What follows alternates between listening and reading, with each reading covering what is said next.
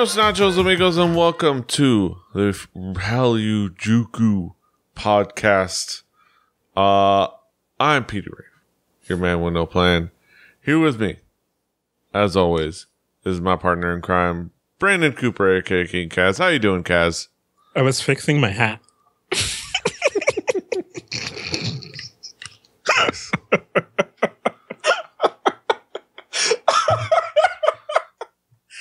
Hello.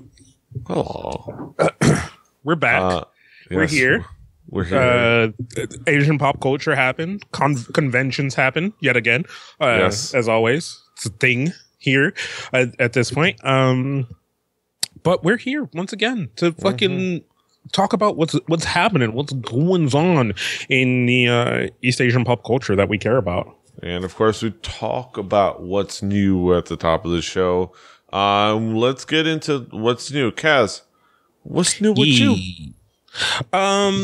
It's been a pretty slow release week, mostly because we skipped a couple of shows, so it was mostly backtracking through a lot of the things that had come out. And I really must say, it was hard to find a lot of stuff I cared about.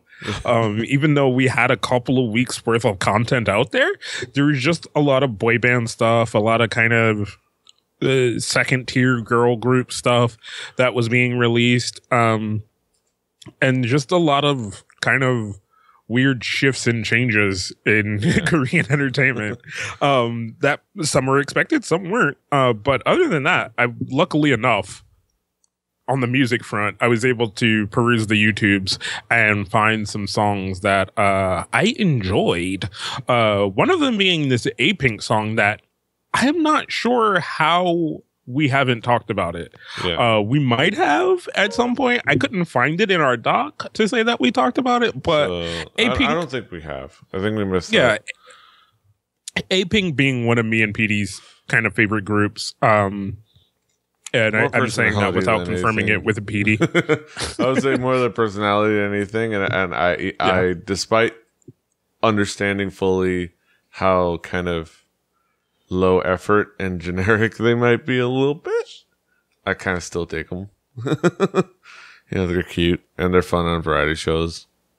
But no, this is kind of a really kind of soft, I don't want to call it a ballad, but a really soft key song. Soft key, song. It's really enjoyable. I know I generally tend to bring the more upbeat, up-tempo A-Pink stuff, and that's the stuff that I really, really, really love. But this song, I don't know, I really enjoyed. Even as a fly-by-night, I'm not the biggest A-Pink fan in the world, but kind of as this here, just for certain songs, for a song like this to catch me when I generally only really like their upbeat stuff, I'm definitely happy with it. Yeah, it is a cool song. It is an interesting song to say the least. I mean, on some respects, it's cute. The girls are cute.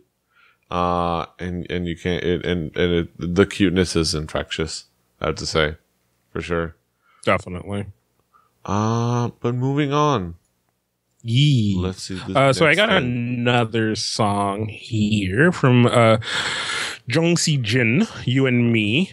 I think if I'm corrected, it doesn't say in here, but I thought it was featuring somebody, but it's not. It's just her.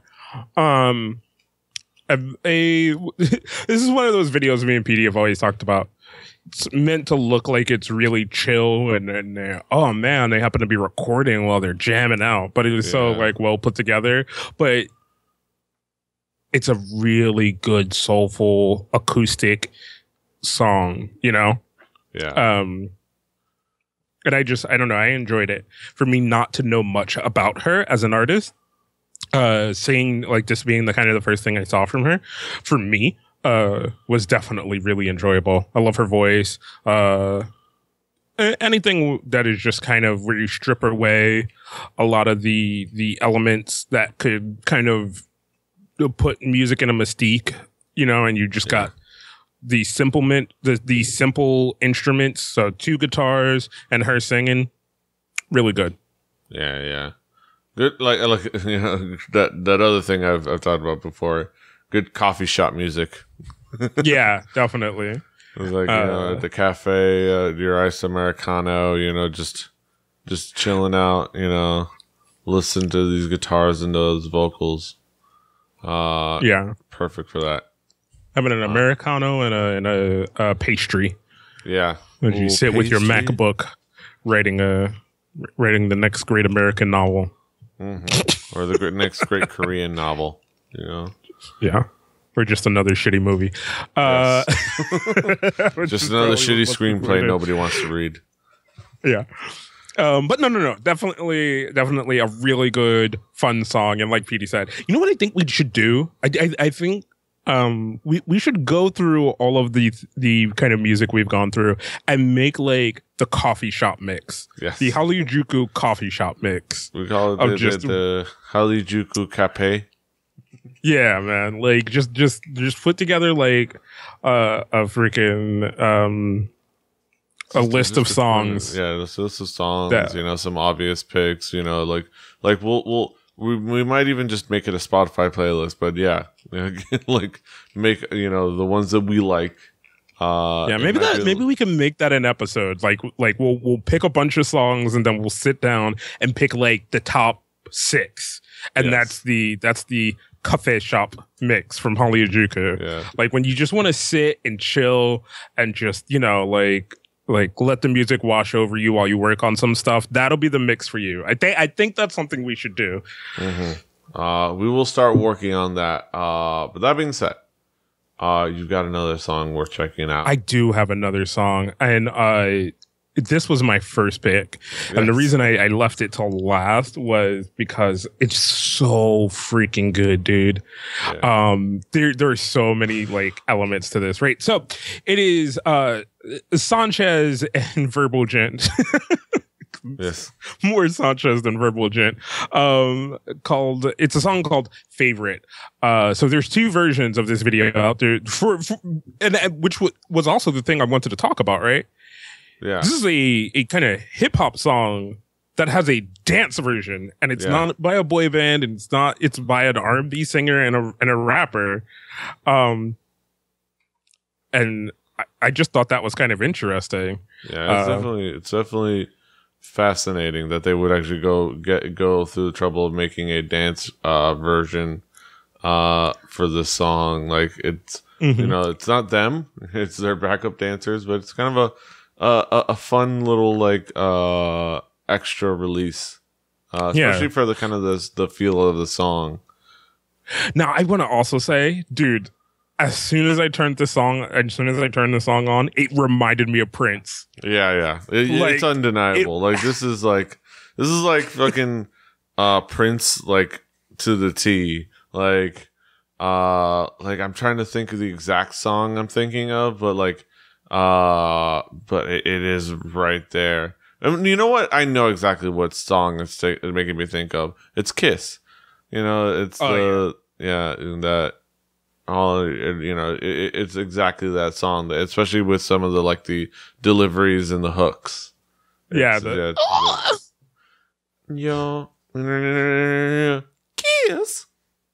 Yeah. And it fits that to the T. But there's nothing wrong with that because it's there is nothing wrong with it. There is nothing wrong with it at all. If Bruno Mars can imitate Morris Day and the Time, fucking Verbal Gent and Sanchez can imitate Prince. In fact, that's an upgrade because you go back to the original source instead of one of Prince's pet cover, pet projects that he makes other people sing for him. Yeah. But it's just a fucking holy shit song. You just made yes it is. I looked it up. It's fucking Kiss, dude. Yeah. It's so Kiss. But no, other than that, fucking so goddamn good. Verbal Gent and fucking Sanchez just worked so well together on this song. I fucking loved everything about it. It was one, I love Prince to begin with, so I just love this whole style and this whole flavor that they went with in this song. It's just so fucking good, man. Like, oh my god. I was just so in as soon as the song came on. Yeah, it was fantastic. Yeah, I'd seen it earlier, and I don't know why I didn't bring it up like for last episode. I think there was just a bunch of other stuff that I think I was thinking more of, and I may have left it out there for you to pick, but then never told you about it, and then forgot about it. I came to it, yeah. And then like I forgot about it and didn't end up picking it or telling you about it, and it's like, but I knew like something that you would enjoy, that I enjoyed as well. It's just fantastic. Yeah. I also love the point in the video where they're kind of just doing Guns N' Roses, and it's very clearly Guns N' Roses. Yeah.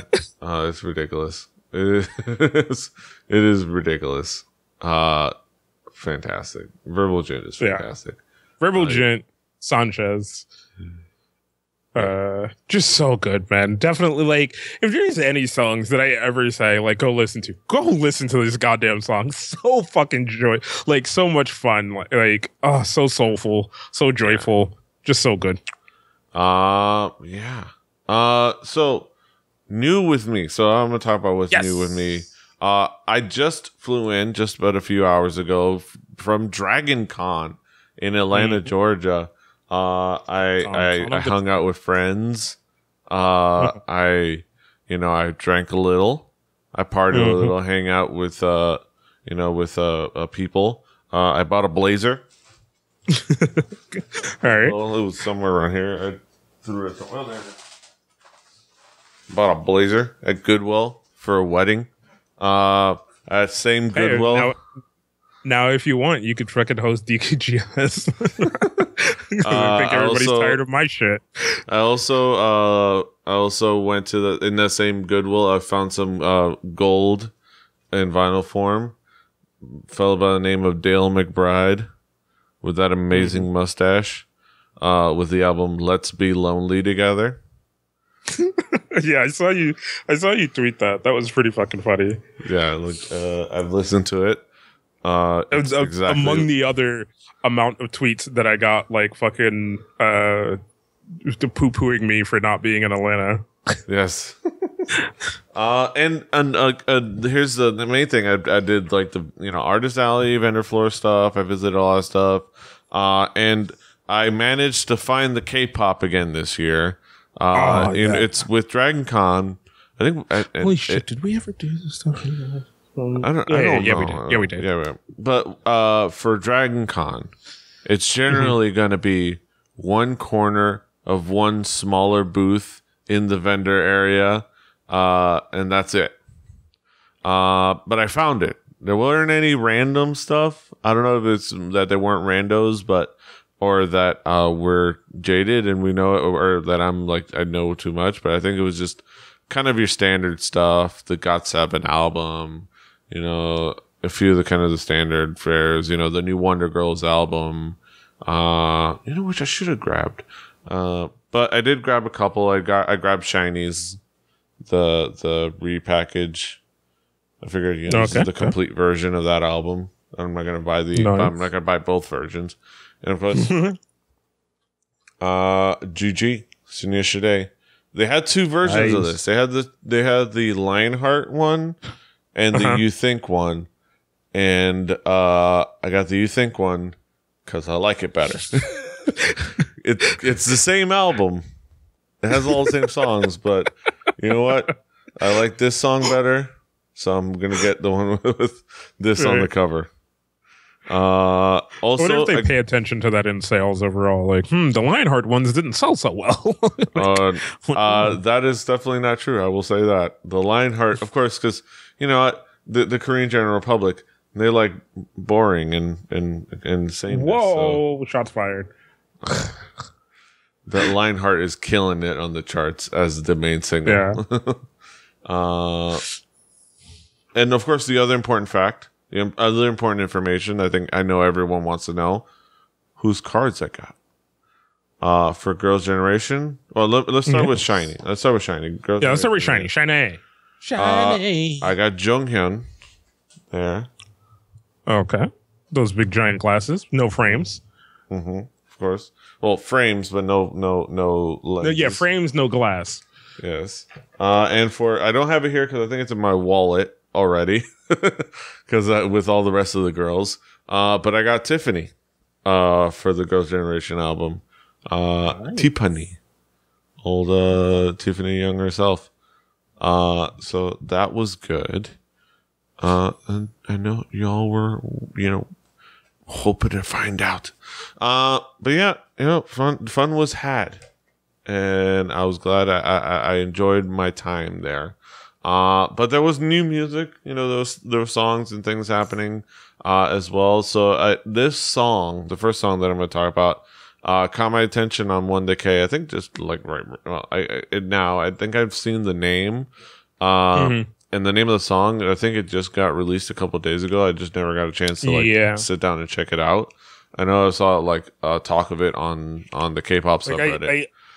I saw it like a few minutes before you sent it to me. Yeah, and then it's an artist by the name of Miu, with the song Broken Doll. The main thing to know about this artist is that she is under Lisan Company. Of course, Lisan Company, the company managed by Lisan, aka Gary and Gil. It is a very interesting song, very interesting kind of thoughtful song. It has a cool video. It's got a cool, interesting, kind of a little on the nose preachy, but that's fine. It's just a little on the nose preachy, but that's fine. It's a good message either way, of kind of just being confident in yourself. And I will say that Miu has a very interesting voice, and very, I'm not sure if she is a singer-songwriter. Yep, it says the first thing that it used to describe is a new singer-songwriter. So I guess she is a singer-songwriter. Thanks. So she has an interesting voice, both in vocal cords and in her words. And I don't know. It just this song intrigued me a bit. What did you think? So musically, I definitely enjoyed it. I will say there's a bit of a preachy in it. She has a message. She is definitely trying to get out. But musically, I definitely enjoyed it. I thought it was very well put together. She sings fucking beautifully. The video, on the other hand, while really creative and cool, a little bit on the nose, Yeah. Like there's nothing super special about it, but at the same time it's not a bad thing. I still found it really kind of cool and creative and interesting. But the song is kind of what stands out the most. Yeah. And her vocals, and she does a good job. It's a really cool song, and it's intriguing, for sure. I'm looking forward to it. This is cool to kind of see, once again, see artists coming from, Lisan Company. If I will say, if Gary and Gil give something the stamp of approval, I'm going to pay attention to it. Just on, just the fact to check it out. And I think that's how big labels stay big, I guess. So, it's a little bit of a bias thing, but I think with this bias, if you want to call it that, I think it's worth having that kind of bias, because, real recognize real. Definitely. So what else you got? All right. So moving on, a new cool song by a cool group that I know caught our attention last year as a rookies, or was it last year? I think it was last year. Yeah. So we talked about them on our year-end recap. Purples, with their song Napunjik, or A Bad Thing. It is, I will say, if it is not as fierce and as fierce and as grabby as their debut, but it does a really good job of showcasing their vocals. The interesting thing about Purples, is the fact that they're just a trio. Like, it's just a trio. It's just the three girls. They keep things simple. They all can sing pretty darn good. And they don't have a lot of extraneous members. And it makes for an interesting combo. The song, like I said, a good showcase of their vocals, if a bit kind of generic, a bit like safe. I will say, I think that would be the criticism, but overall a good song. What did you think? I kind of had the same. The video is a lot more risque than what the song really is. Yeah,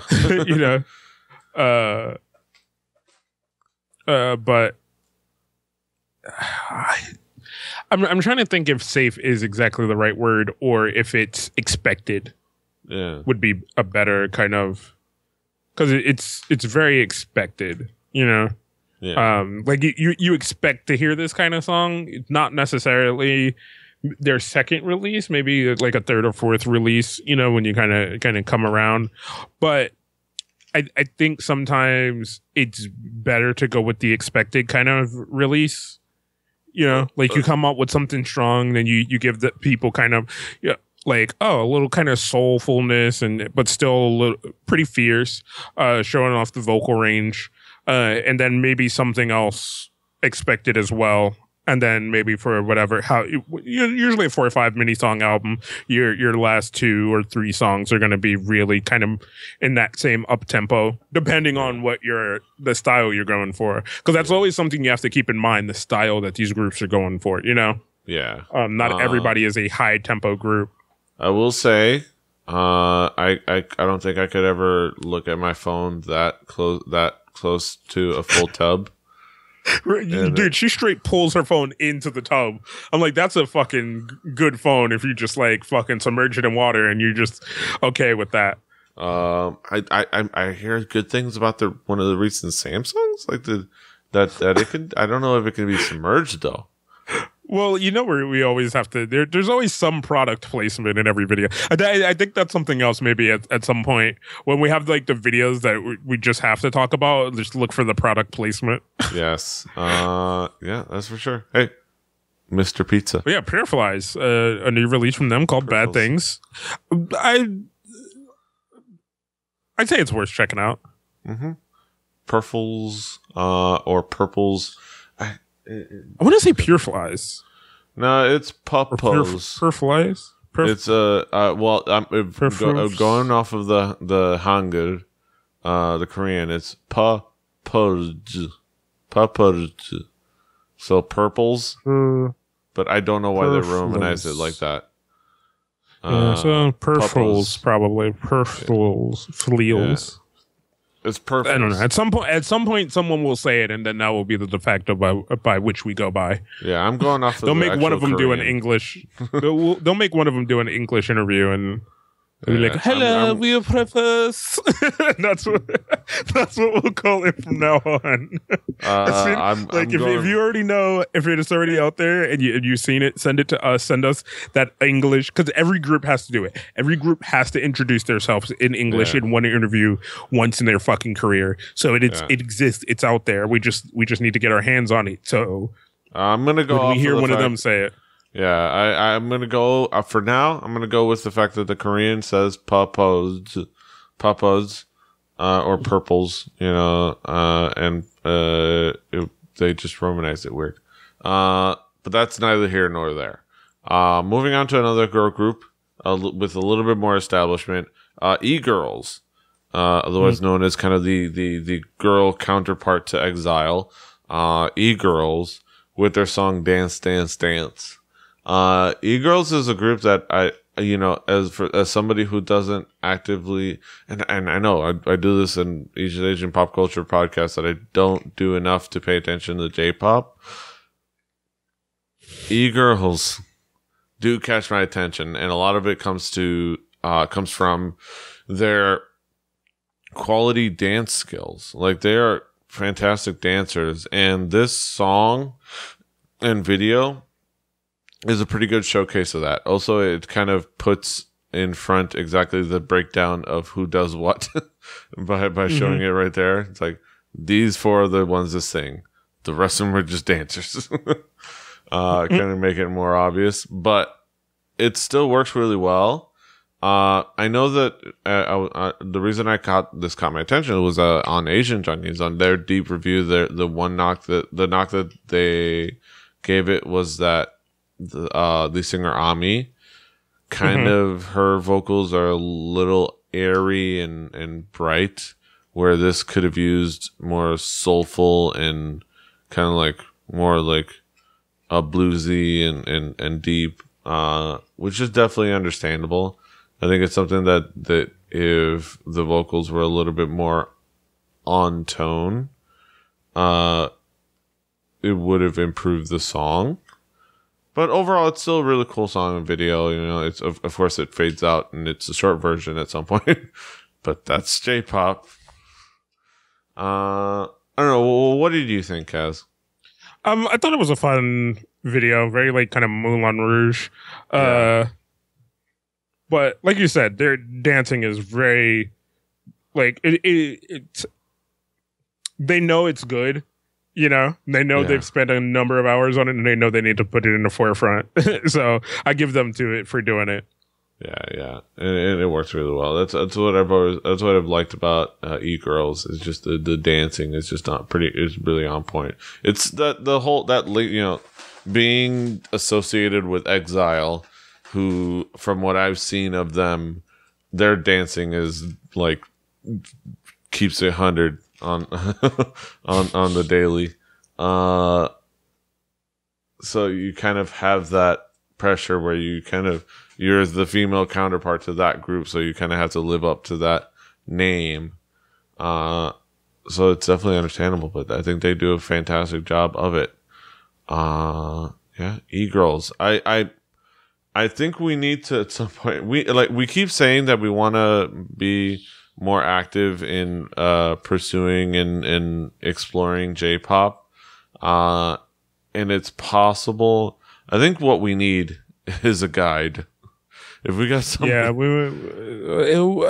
are a few people we know that we can ask, and I think what we may have to do is just every so often be like, all right, what's the deal now with J-pop? Because you know, like I kind of backed out of it hard once a lot of the people in AKB that I cared about left. Once Oshima Yuka left, you know.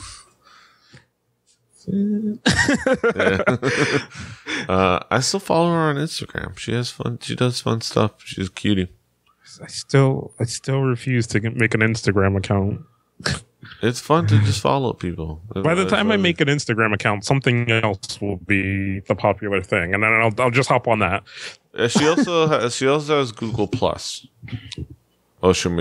No. I follow pretty much like the 90% of the things I follow on Google Plus are AKB girls. So, like, it's what. So you probably see a lot of the pictures that I see. So yeah. And more. But it is pretty fantastic. I will throw one sentimental thing in real quick. And then we'll do something else random. Ladies Code. So I talked about, the previous episode, the first tribute song that came out from Polaris Entertainment. For the passing of MB, who you say. Ladies Code came out with the planned tribute song on the anniversary of Risa's passing away, and they came out with a new song, "Smile, I'll Smile Even Though It Hurts." It's got the feels. It's a good song. It's a good soulful song. It was. I was crying like a little baby. I was crying like a bitch. I don't even care if anybody knows it. I was crying like a little bitch, and Yeah, it is. It is good to remember them well, and if you read the lyrics, they're out there translated. It's like, they're nice. They're not the most complex, but it's a good sentiment, and it's real. So the sentiment is, I'm gonna try to put a good face and remember you fondly. And only, try to, even though emotionally it's hard, think good thoughts, remember the happy moments and things like that. Yeah, definitely. I mean, that's definitely what they wanted to get across. And I think they did it well, in the end. Yeah. So go ahead and check it out. It's a nice song. But I'm going to move on and move on to something a little fun, a bit extra. Now we officially are in the more section. Just gonna throw it out there. This is neither mine nor Kaz's. It's just out there. Nope. But Hyorin, she of Sistar, went ahead and dropped a hot track, street official track, in anticipation of being on Pretty Rap Star 2. She is on this track with underground rapper Kibi. It's a song called The Wall Destroyer. And I will say, I still don't know what the hell's going on with her deciding she wants to be a rapper. But this is not a bad song. I will give her It's not a bad song. All right, hold on. It's not a bad song. But she did way more singing than rapping. Yes. She did. Yeah, she did some singing. She did some rapping. But she did some rapping. I'm not saying she didn't do any rapping.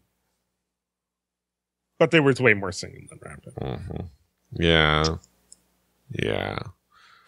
I think y'all should check it out. It's gonna be. I'm intrigued as to what we're gonna get from on Pretty Rap Star. I don't know if enthusiastic is the case, but if like I said before, if I get a fun, ridiculous female rapper compilation that I can listen to on Spotify at the end, I will be all the better for it, and it will be a win no matter what. Yeah, looking forward to that. We'll probably end up talking about it. Definitely. Yeah. At some point soon, we're also gonna have to talk about. Show me the money. Show me the money. Special Harajuku talks as soon as I marathon through the whole thing. Yeah. But look forward to that. That being said, that's it for what's new. We're gonna transition over to our headlines now. So join us over there, don't you? Won't you? You will.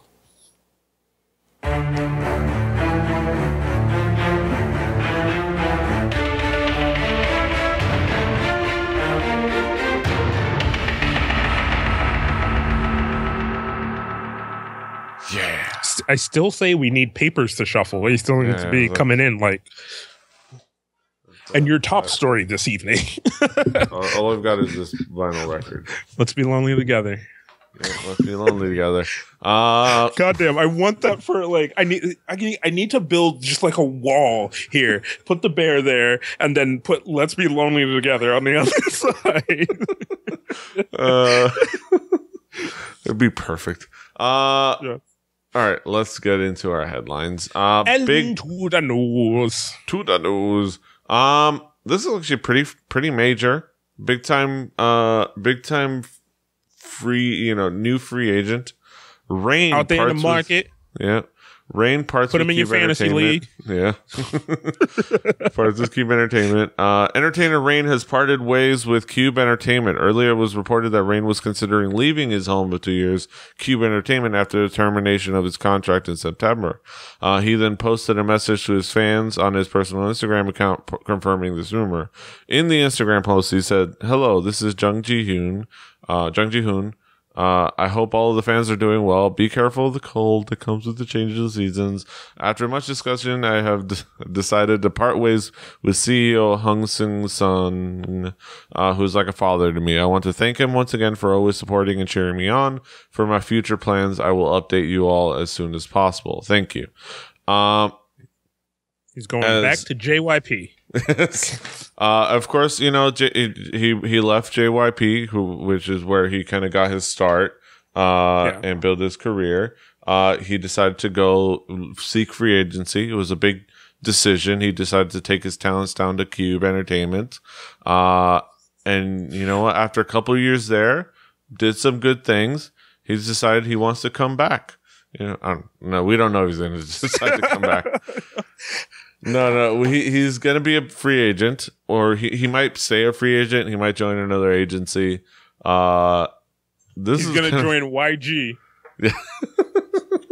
That would be hilarious. Make that fucking rivalry between him and Seven even more of a thing. Yes.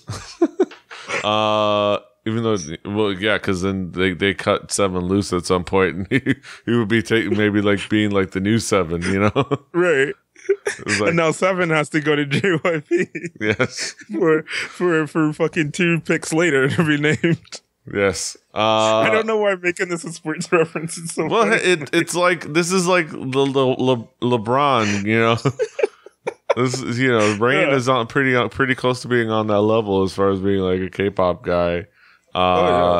He is worldwide, especially, after getting that Colbert bump, those many years ago. What do you think? What do you think he is? What do you think he's thinking? Where is he signing? What's his signing bonus going to be? Way more than it needs to be. Yes. There could be a number of things. Like, he could be maybe heading up his own label, like maybe helping like somebody who's making their own label make their label bigger by being kind of that big name there. But he's more of kind of like a partner and not just an act there. Like maybe he wants to get more into the business. Kind of like Simon D jumping on as co-CEO of AOMG when they formed up. Yeah, like that would make sense. So what's going to happen is Tableau's going to leave YG, and then Tableau. He's got High Ground. Tableau has that new Vanderly, like that new label High Ground that is under YG. That he's like he's going to release Lee High's next album. He's already signed somebody to the label. Did he just sign Bobby? Is that what he did? I don't know. Not just Bobby. Signing YG artists to. Well, I think he is. It does involve. He's probably going to be working with YG artists for sure. But if I look correctly, doing High Ground. All right, and dang it. Let's see. Let me go to YG Entertainment because I know it's a subsidiary of YG Entertainment. And it's going to be High Ground. Let me see it. Business. He's going to sign. He's going to sign Doki. Yes. No. Yeah. They now I see they signed Hyukoh, the band Hyukoh with the guy Oh Hyuk, who's been working with like the guy that collaborated with Primary and made a pretty cool like couple of releases.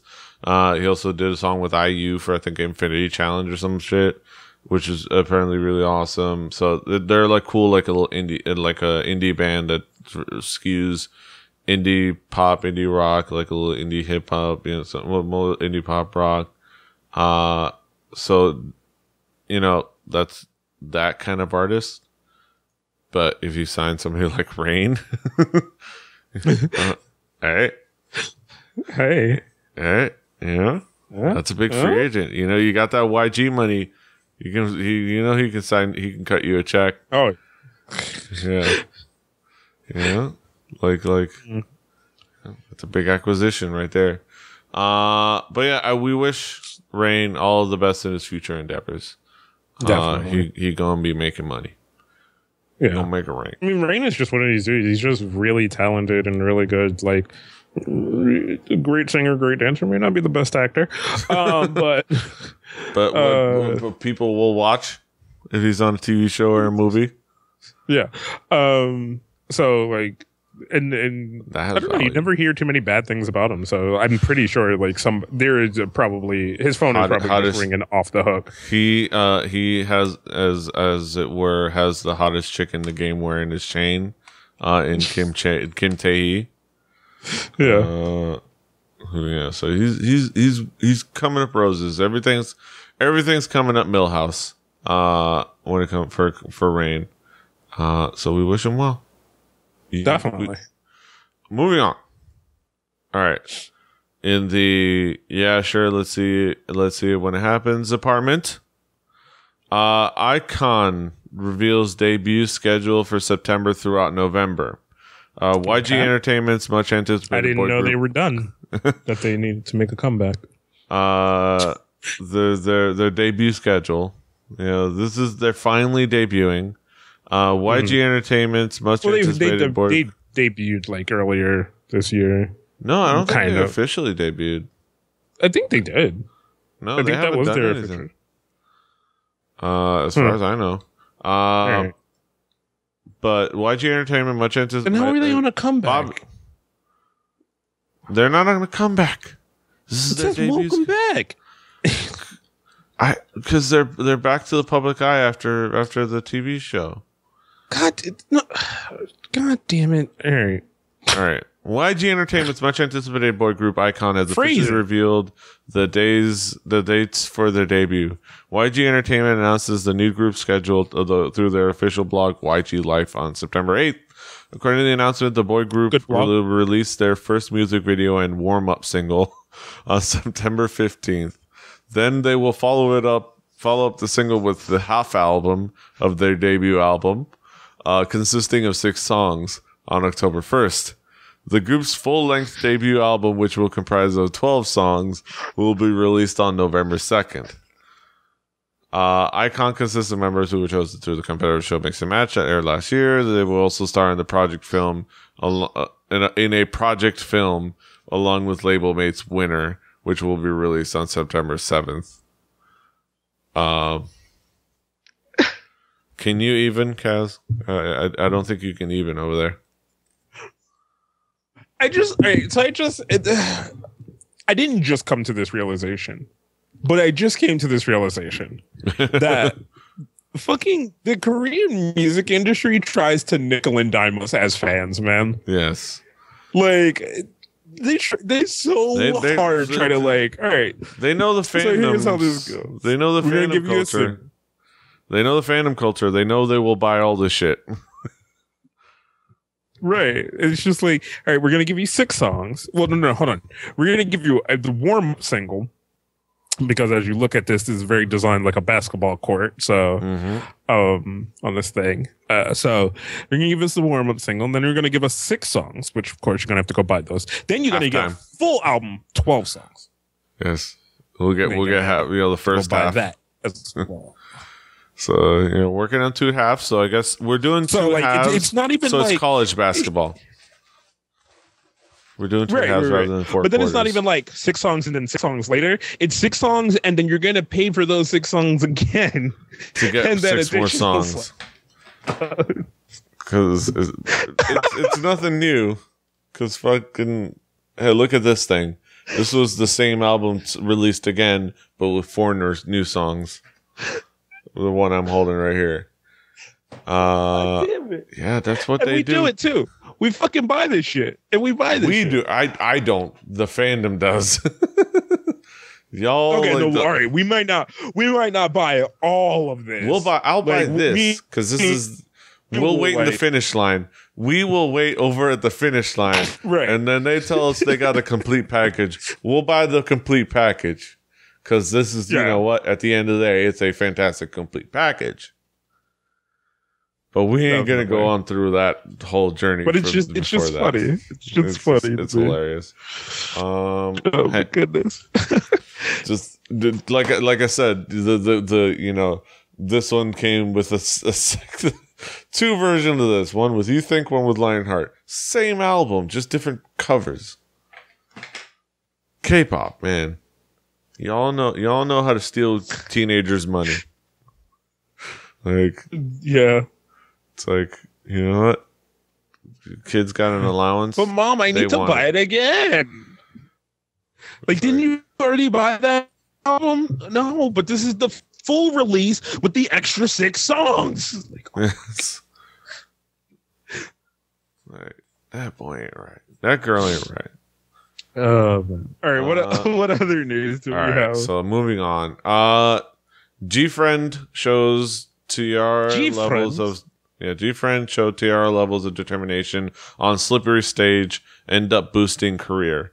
A video of GFriend performing their flowery jam Me Gustas 2 has went viral recently, which at first seems all good until you realize it happened because they continuously fell on the dangerously slippery stage. When I first, we were going to cover it, GFriend either fell or slipped what seemed like a dozen times, and the worst part is most of the slips weren't even doing moves that were necessarily hard pivots. Rather, they were just walking or skipping around, which makes you question just how fucking wet the surface was, or whether they spilled baby oil all over the stage or something.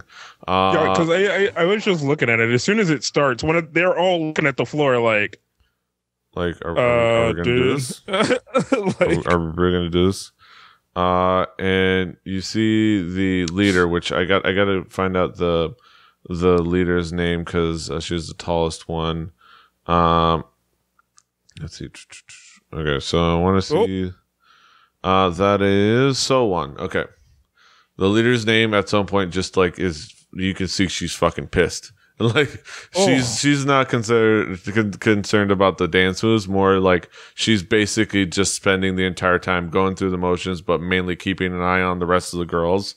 Like, yeah, like and you can see her like boom, fucking poor Yuju eats it right at the beginning, and she's basically the one that eats it most of the time. She goes down like 8 times, and it is.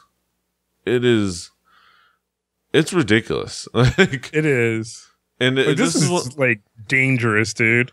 It's so unnecessary. Because like, well, first of all, what really should have happened. Okay, they show level professionalism, and let's talk about what's the aftermath. They do their performance. They kind of power through it. They get through it like professionals. This has kind of been their thing. They are like on point professionals, especially with their dancing and their singing. And it's kind of shot them up in popularity. And there's been a lot of attention, but a lot of the narrative, even like on the Time article that covered it, has been like, wow, look at these determined girls and their professionalism. They're great. And nothing about, hey, these were fucked up working conditions. They really shouldn't have performed at all. Right. Everybody wanted like the story got spun way too positively. Like all due respect to fucking GFriend, right?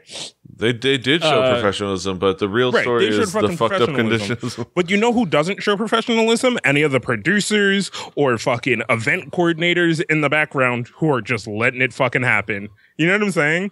Like, and especially because you go to the very fucking beginning of this video, they're looking at that floor like, this seems like it's fucked up. You know, like they're already looking at the floor like, oh, this is not going to be good, dude. Yeah. Like, and fuck that. Like, somebody pop out, hey, how you doing? I know you're all here to see a fucking show, but 2 seconds so we don't kill your fucking performers who you're here to see. Like, you know? Yeah. Like, there was talk about the fact that there probably didn't, in a lot of these situations, the artists themselves would say, no, I'm going to go not be here. I'm going to not perform. Bye. Like, like we understand, like we know that in the West. This is why out there, you ever hear about those stories about like Van Halen saying, you know, that they only want a bowl of only green M&Ms, or, you know, it's I think it's something different, but like that story, that's always gets like the thing that gets thrown around. You know why they do that? And like the full list of writers, it's so that they know that the people running it read the whole fucking contract. If they don't see that thing, that easy to do thing, what's to know that the electricity is done right, or, you know, because they were what inspired that was getting electrocuted on stage, you know. So these are the kind of things that why artists spell out writers, and, you know, have contracts with venues, like, and have demands, because safety is important on stage, like But these, you know, in these kinds of situations where you can say, no, I'm not going to perform on this stage. Obviously, these are young girls, and just because of the culture, they're not going to say anything. But here's the thing. I understand that. You know who can say something about it? The managers. The head, you know, the heads of the agent, the agency, the label. Well, no. Let's specifically, but like before we start going up that ladder, go to the managers, right? The concert promoters. You know what? Our girls are not performing on this stage until you clean this up and fix it. Like, right, because that's what they're supposed to be there for. That management title is not just a fucking. It's not a glory title. You know, it's not about. It's not about. Hustle, you know, it's about, you know, working for them. It's not making them work and supervising them. It's about working for them and representing them and being a voice of authority, you know. Yeah. But yeah, I don't know, as you were gonna say. Well, it's just, hold on, I gotta fix my video. Yeah. I think for now it's going to be just fine without video. But no, it's just, it's one of those things where somebody other than them, I'm really great, cool, yeah, they showed fucking professionalism as they fucking probably injured themselves. Great, I'm glad that's the spin you made, but just the 2 seconds to say, did no one else at all just think, you know, maybe fucking let's not have them like murder themselves. It's probably a great idea.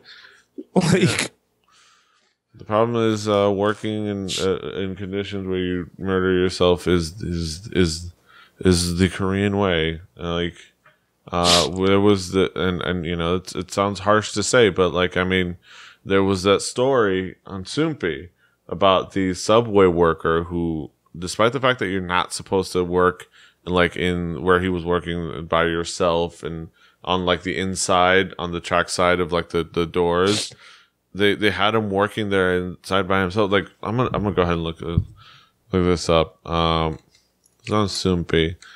But because, you know, he was the youngest, he had to feel the pressure of, you know, being the youngest worker, being the maknae of the company, or having to do things where, you know, the letter of the law says, you know, I'm bringing this in, you know, I'll bring it here. Let's see. Right. Okay. Young Korean man loses life in subway accident. Was doing repair work alone despite regulations. 28-year-old man, maintenance worker who was repairing a screen door at Gangnam Station, was struck and killed by the incoming subway. On the day of the accident, a report was made about a broken screen door at 6:41 p.m. and the worker, Mr. Cho, arrived at about 7:20. According to a witness who was riding at the subway at the time, when the train from Yeoksam Station was coming into Gangnam, we heard a sudden thud. Then later, when we got off the train, there was a man stuck between the subway and the screen door, bleeding. The source from the Seoul Metro spoke to the media, said, normally when the subways are running, we don't do repairs on the insides of the screen doors. We didn't receive a call at the control center to temporarily stop the subway either. We're currently investigating why Mr. Cho was inside the screen door at the time of the accident. Regulations are in place for subway repairs, including requirements that at least 2 workers are present at all repair sites. No repairs are ongoing while the subway is in operation, and that in the case of a repair that must be done during hours of operation, a report is made and appropriate measures are taken. However, according to reports, there are little to no enforcement regarding these rules. There's no penalty for not following these rules. There's simply a clause that states that in the case of an accident, the service company is to take full responsibility. And it's a similar thing. Like, you know, this, you're not supposed to do it, but you're pressured to do it. And, you know, you feel like, especially if like you're the younger one, you feel like you have to put it. And again, it's not the only place in the world that happens. There's a lot of places in the world, but it's just, I found that thread, and I wanted to line it up and show that it's a kind of a similar thing. Boneheadedness about safety and working conditions exists here. But yeah, it's something that's it exists in spaces that I don't usually see it, and it's not corrected in the ways that I would like to see as a fan of the people who it affects directly. I don't know. I'm gonna get off my soapbox. I don't know. Do you have any last thoughts before we move on? No, it's like we said, it's just one of those things where somebody else has to, like, I don't mind the spin on the story at the end of it. Like, I don't, but at the same time, I just, you want somebody else to take some kind of adult responsibility in that situation, you know, of just saying, you know,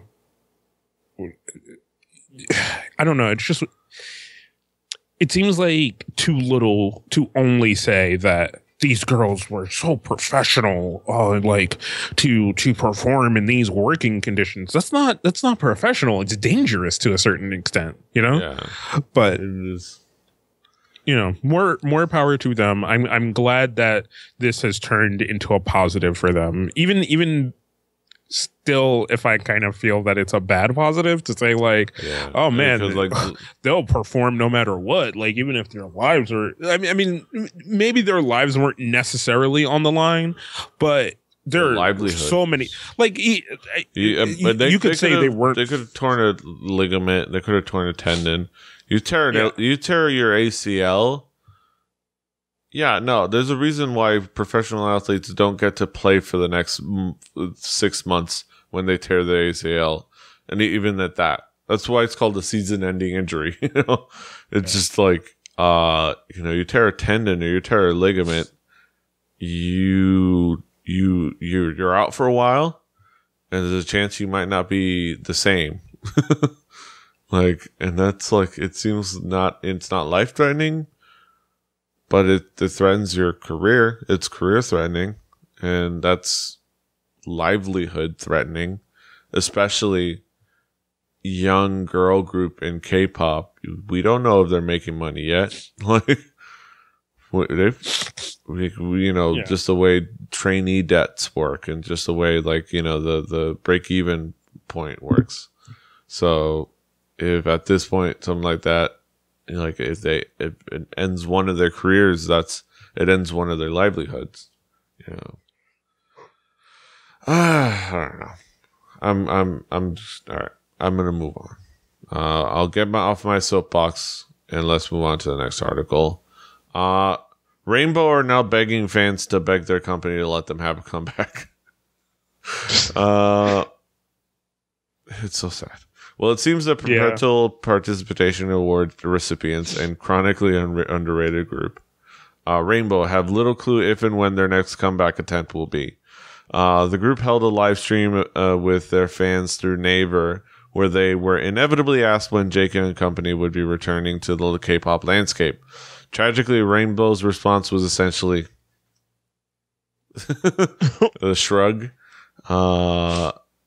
You know, they were handing out free shrugs at DragonCon. You know, the quote, "We don't know either. Please post on our company's website about it." Adding, "We are so happy that we can have this way of communicating before we have our comeback. When it's time to release our new album, we will reveal choreography spoilers and communicate frequently." Just look at that. Poor Rainbow is essentially being forced to petition their fans to pressure DSP Media into remembering that they even exist. It's like a public relations Rube Goldberg project. Hell, I'm somewhat surprised that G-Suck didn't mention any sort of Kickstarter campaign, which I'm pretty sure we talked about too. Get a Kickstarter going, or maybe even a Patreon.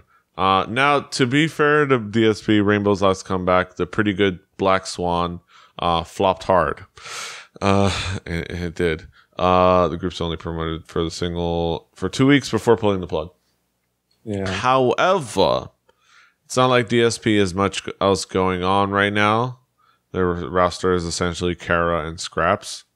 And it could do worse than betting on Hyunyoung, Woody, and Jaekyung. Unfortunately, a comeback doesn't seem like it's impending if the group has literally heard nothing from the label. But hey, worst comes to worst, we could actually start that Kickstarter campaign or something. Hey. Or Patreon, like I said.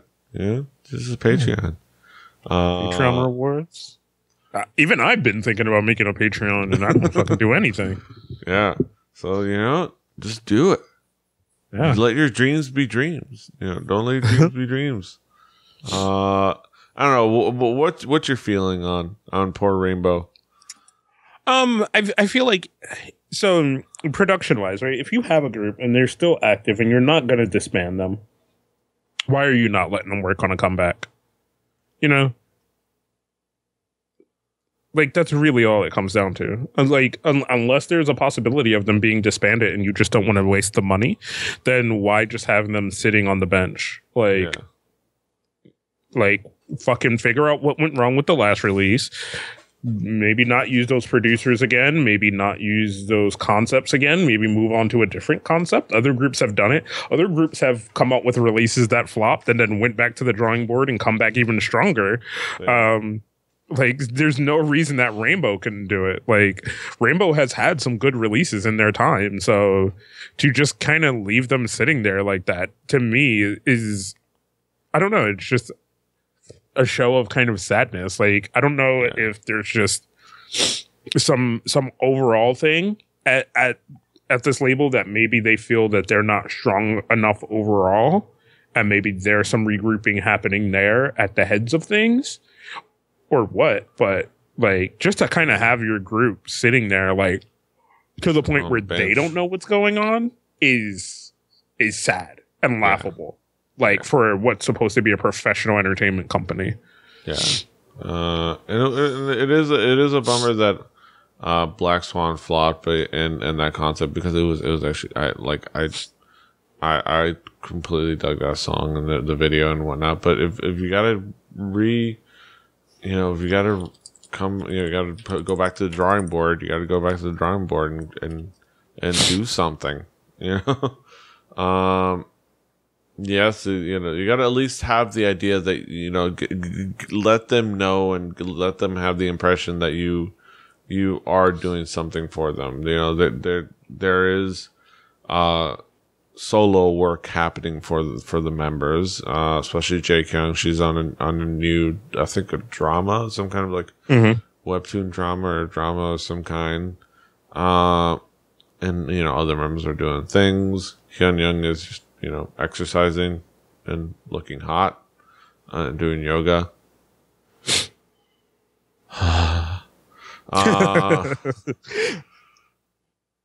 But yeah, I want more of the Rainbow.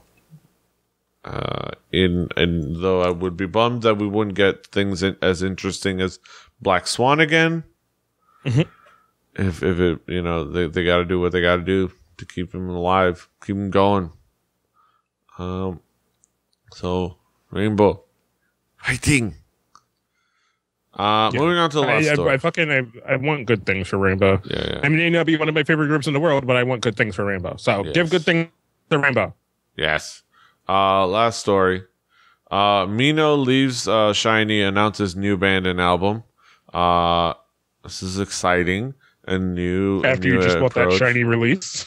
Yeah. The new album and band is called Mino Threat.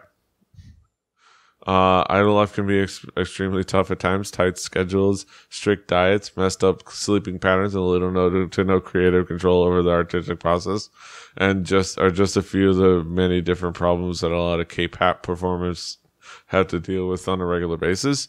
With that in mind, it would come as no surprise that Mino, former member of the Five Boy group SHINee, has decided to leave the idol life for good to focus on his newly formed punk band Mino Threat. The first compilation, titled Complete DBDB Discography, is slated for December release in South Korea and Japan. However, U.S. release date has yet to be announced. This is actually a hilarious little mashup of Mino's "My Name Is a Minho" drop and a Minor Threat song, and it's courtesy of Dwelf, who's a regular on Asian Junkie, and it is fantastically fun. Did you enjoy this little fun mashup? I listened to a bit of it. It was pretty good. I don't know what it is. Like it kind of just, it all of a sudden just reminded me and makes me think of Jay Park. Yeah. Like it just kind of the ideal of just like, you know, you did the kind of, and I mean, Jay Park was in it for like a hot second, you know, like you kind of, well, no. He was in TPM for a few releases. Yeah, he was quite a few releases. Yeah. Yeah. But you know, you do the boy band thing for a minute, and then you're like, man, this is not what I thought it was going to be. This is not what it is. Like, but you have the creative talent, you have the creative flow, you have that creative thing that you're like, fuck it. You know, I'll just go do it myself. Yeah. And like, kind of that's what Jay Park did. Like he went and he made music himself and, you know, probably with some help from friends and other things. And then was able to help create and cultivate AOMG, which is now a powerhouse in Korean hip hop, you know? Yeah. That being said, this is a fun thing. This is a fun little like joke thing. Mino Threat, and I just kind of loved that Asian Junkie is a place that is into K-pop and knows what Minor Threat is and would get this as a joke immediately. Also, there's a great comment. Finally, some real punk. So sick of hearing all the mainstream pop shit like Sully's been making after forming NoFX.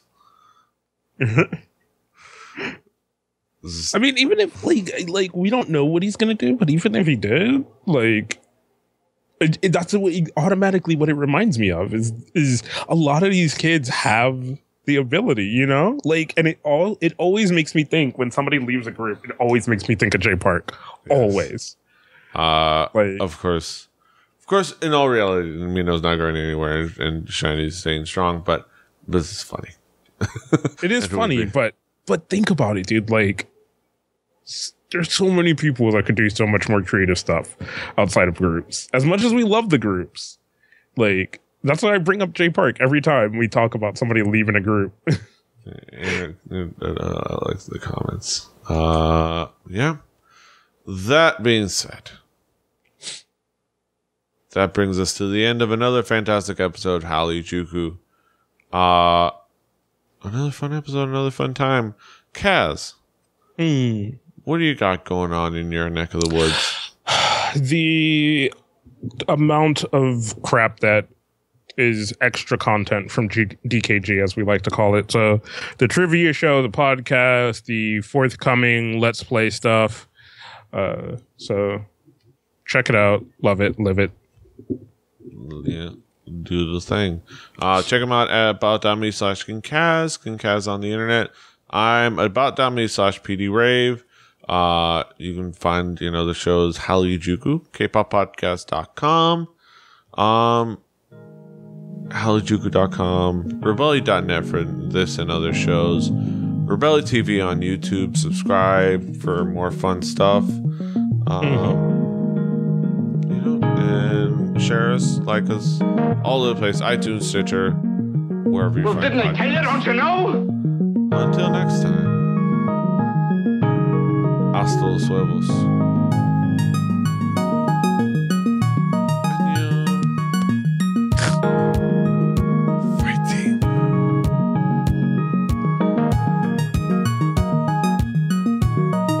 straight, Doctor.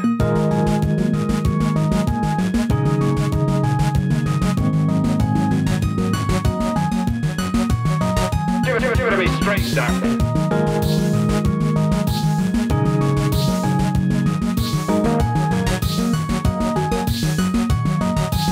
Why, I think you're crazy.